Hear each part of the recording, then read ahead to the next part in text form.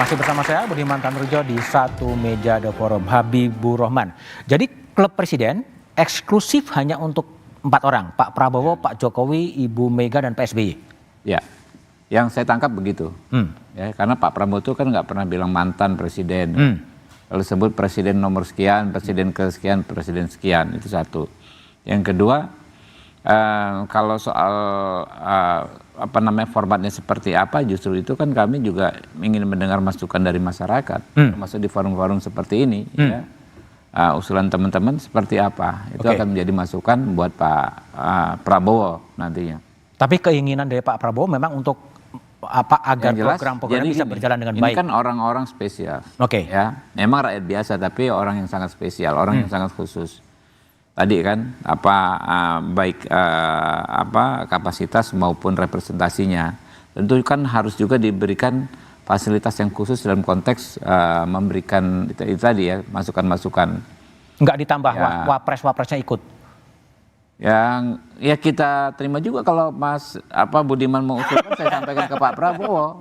Jadi ini sebetulnya kami ini hadir ke sini ya sebenarnya lebih ingin mendengar sebetulnya ya masukan-masukan dari teman-teman. Ya boleh juga tuh menarik juga idenya. Tanpa wapres. Yang jelas bukan presiden BEM yang ini ya. Baik, Bung Philip. Dalam posisi yang seperti sekarang gitu, di mana relasi-relasi personal para presiden itu masih belum sepenuhnya smooth, bisa terwujud klub presiden? Ini sekali lagi pengalaman Amerika ya, di President's Club mereka itu. Ketika ada krisis besar yang mereka harus selesaikan, ini presiden kan mantan presidennya kalau nggak Republik Demokrat. Dan waktu kampanye, waktu proses politik itu keras. Tetapi ada cerita yang paling terkenal itu waktu George Bush mau digantikan Bill Clinton, ya kan?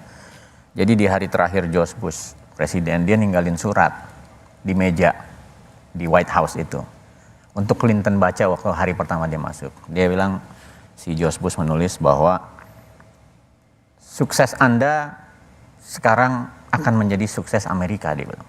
Padahal ini habis berantem lagi kampanye gitu. Karena sukses Anda itu berarti sukses Amerika, saya akan mendukung sepenuhnya.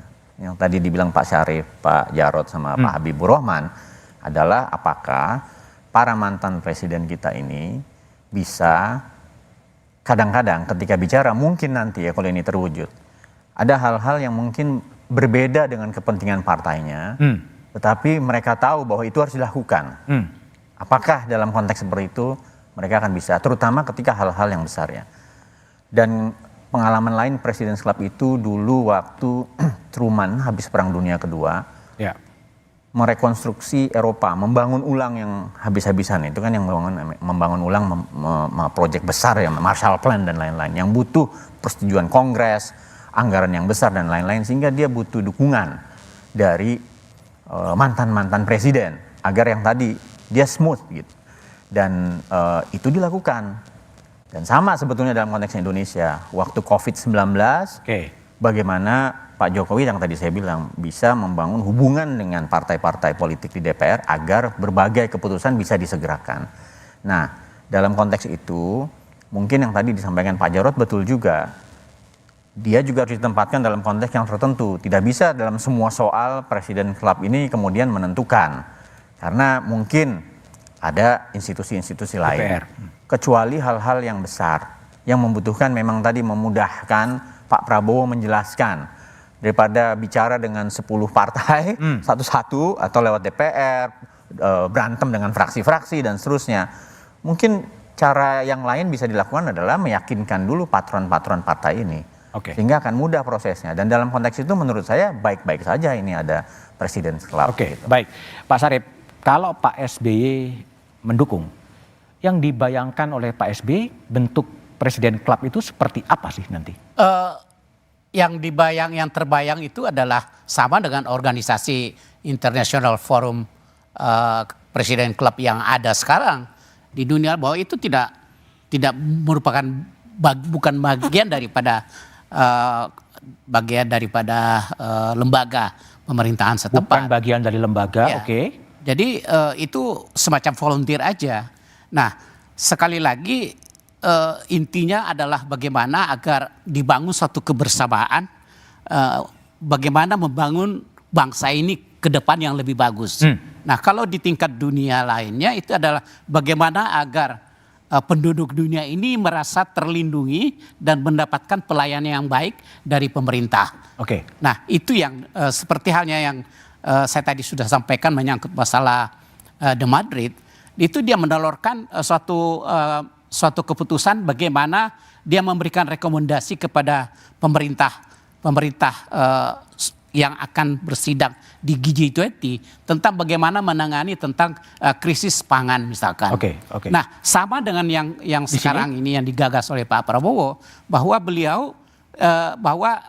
beliau itu sebenarnya menginginkan agar ada kebersamaan membangun bangsa ini ke depan yang lebih bagus, di mana pengalaman-pengalaman dan segala juga begitu pun juga kelemahan-kelemahan yang terjadi bisa diformulasikan sehingga menimbulkan suatu keputusan yang tepat untuk membangun bangsa ini ke depan yang lebih bagus. Oke, Pak Sarid, kalau pertanyaan tadi kan Pak Sarid menyebutkan volunteer. Kalau volunteer berarti ya mau ikut oke, mau datang nggak apa-apa. Justru saya katakan tadi, ini kan sifatnya hanya sukarela. Jadi saya pikir kalau ada misalnya ada presiden yang kayak kita sih mengharapkan semuanya bersatu, ya. Tapi kalau ada yang tidak mau ikut, kita tidak bisa memaksakan tentunya. Karena ini kan tidak ada dalam struktur kelembagaan, undang-undang kelembagaan kita, ya kan? Nah, begitu pun juga saya masih ingat tentang tadi disampaikan oleh Mas menyangkut masalah hubungan presiden dengan DPR. Nah, dulu kami di pemerintahan Pak SBY di periode kedua membangun satu lembaga yang tidak resmi, yaitu Setgap. Setgap ini adalah bagaimana mengkomunikasikan kebijakan pemerintah kepada partai-partai koalisinya yang berada di DPR. Sehingga partai-partai koalisi yang di DPR itu menjadi satu kata di dalam mendukung kebijakan pemerintah. Itu intinya. Dan itu tidak dilembagakan. Suatu lembaga yang resmi. Nah, saya pikir kurang lebih seperti itu. Nah, tetapi kalau Setgap ini mengurus tentang kesepakatan membangun kebijakan pemerintah. Nah, kalau Presiden Club ini bersama-sama bagaimana ke depan yang lebih bagus. Dengan berdasarkan pengalaman para mantan-mantan presiden. Karena kan mereka ini kan sudah berprestasi dengan segala kelebihannya. Dan kalau itu menjadi modal yang dikapitalisasi oleh Pak Prabowo, 5 tahun ke depan, Indonesia akan pasti lebih bagus. Pasti lebih bagus. Ya. Oke, baik. Itu intinya. Baik Mas Jarod. Tadi di awal-awal Anda mengatakan bahwa Presiden Club ini adalah untuk agar eksistensi bagi Presiden Jokowi. Salah satunya itu. Oleh sebab itu hal-hal yang tidak baik, yang contoh-contoh yang tidak baik dari Pak Jokowi jangan diteruskan. Apa? Begini, Pak Prabowo, siapapun Presiden Republik Indonesia itu kan terikat kepada Konstitusi Undang-Undang Dasar 45, saya bawa. Ya. Pasal 9 itu ditegaskan di situ, sumpah. Presiden Republik Indonesia itu pasti bersumpah di depan MPR yang merupakan representasi dari rakyat Indonesia, di depan rakyat Indonesia, dan itu dalam sumpah itu kemudian ada ayat suci Al-Quran di situ. Sumpahnya saya sampaikan. Demi Allah, saya bersumpah akan memenuhi kewajiban Presiden Republik Indonesia dengan sebaik-baiknya dan seadil-adilnya. Memegang teguh Undang-Undang Dasar 45 dan menjalankan segala undang-undang dan peraturannya dengan seluruh-seluruhnya serta berbakti kepada nusa dan bangsa. Itu sumpahnya. Ya. Kita bisa bertanya, apakah Pilpres kemarin Pak Jokowi memegang sumpah itu? Dengan berubah undang-undang melalui MK. Terjadi nepotisme di situ. Ya, kemudian di dalam sidang MK kemarin dari 8 hakim 3 yang dissenting opinion. Ya, berarti melanggar betul 3. Kami kasih yang hormat. 5 kan enggak. Yang 5 tidak. Ya. Tapi 3, bayangkan. Dan ini dalam sejarah. Ya. Oleh sebab itu hal-hal yang buruk ini jangan dilanjutkan kembali. Yang buruk yang mana? Tadi, misalnya melanggar konstitusi, ya, melanggar Undang-Undang Dasar 45, melanggar undang-undang, ya, Termasuk ini ada Pak Habib di sini. Kemarin mewacanakan misalnya ada wacana akan menambah jumlah kementerian 40. Kami perlu ingatkan ada undang-undangnya loh. Dan undang-undangnya itu kaji secara mendalam loh.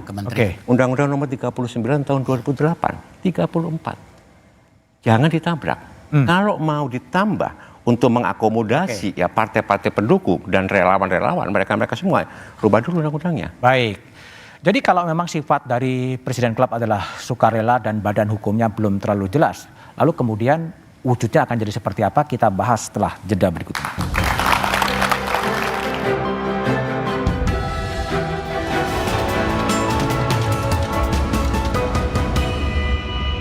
Presiden terpilih Prabowo Subianto ingin membentuk Presidential Club sebagai